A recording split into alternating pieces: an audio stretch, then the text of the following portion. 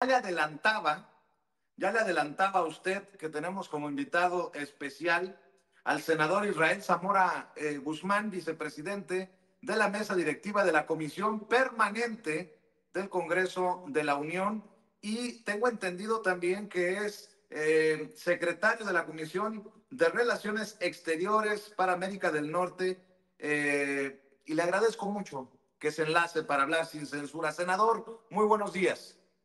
¿Qué tal, Vicente? ¿Cómo estás? No sé si me escuchas bien. Correctamente, sí te escucho. Pues muchas gracias, Vicente. Muy contento de estar contigo y tu gran auditorio. Gracias, senador.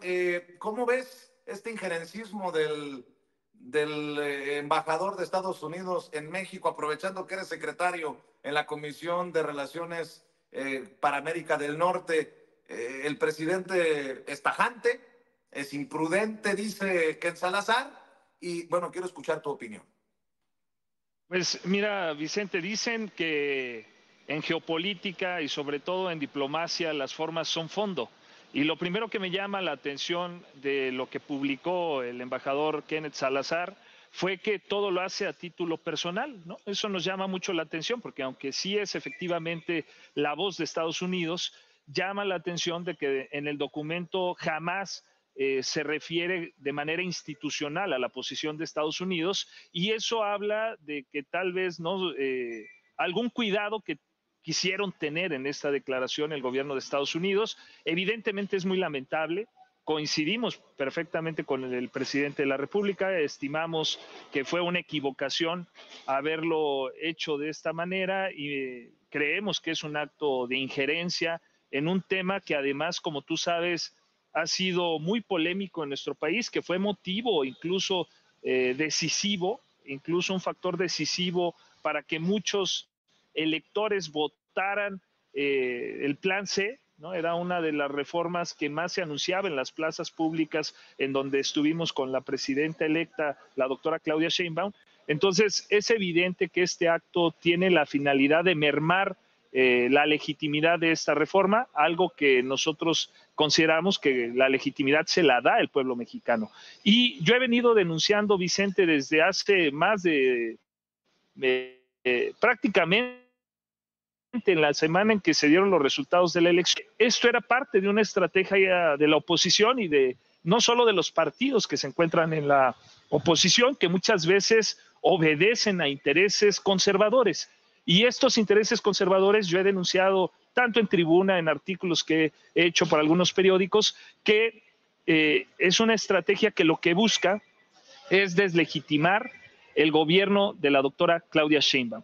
Y la estrategia consistía primero en decir que hay una sobrerepresentación, digamos, echaron en un mismo saco la sobrerepresentación que no existe, que no tiene fundamento constitucional y legal, y también el tema de la reforma judicial, que dicen muchos, ellos sin sustento también, que según afectaría los derechos del personal del Poder Judicial de la Federación, de los jueces, magistrados y de los ministros. Y esto es una estrategia en virtud de que en las elecciones, por la vía democrática, fueron apaleados el día 2 de junio, y como no les queda más, recurren a estas estrategias, y ahorita lo vemos a través de el embajador Ken Salazar, pero espérate la próxima semana y espérate a finales de septiembre, a mediados de octubre, y vas a ver cómo van a recurrir a organismos internacionales para decir estas dos cosas que yo estoy sosteniendo, que hay una supuesta sobrerepresentación y que esta reforma judicial violenta los derechos y pone en peligro el Estado de Derecho en México, lo cual es una estrategia falaz, repito, que yo he venido denunciando y que se ha ido cumpliendo según hemos visto. Y ya entrándole al tema del embajador, pues me llama mucho la atención que haga este tipo de declaraciones sobre una reforma que lo que busca es fortalecer la autonomía, la independencia y sobre todo eliminar la corrupción del Poder Judicial.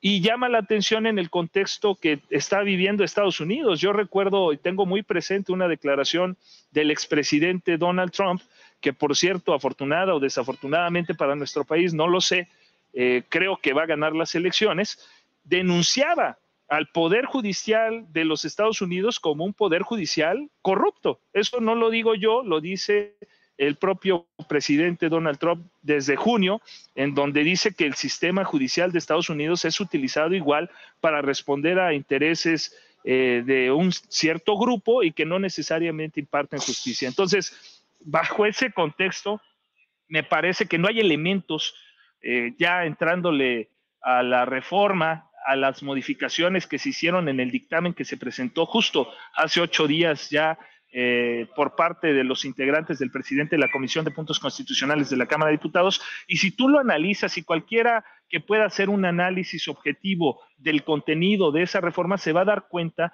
que en ninguna manera se vulnera la autonomía del Poder Judicial, que de ninguna manera se deja, ¿no?, como muchos han argumentado, en facultad del Ejecutivo la manipulación de la justicia o de la administración de justicia en nuestro país. Entonces, en resumen, pues creo que no tienen sustento sus declaraciones, creo que obedecen a intereses particulares, porque también se da en el contexto, no hay que quitarlo y hay que traerlo a relieve, el hecho de que se da a unos cuantos días de que el presidente presentara también una denuncia pública y además por las vías institucionales del financiamiento que ha dado la Embajada de Estados Unidos a grupos opositores al gobierno y que de manera velada financian el acceso a medios para difundir una posición contraria a la de un gobierno democrático. Y eso ya también es lamentable. Entonces, se vino la respuesta diciendo que desde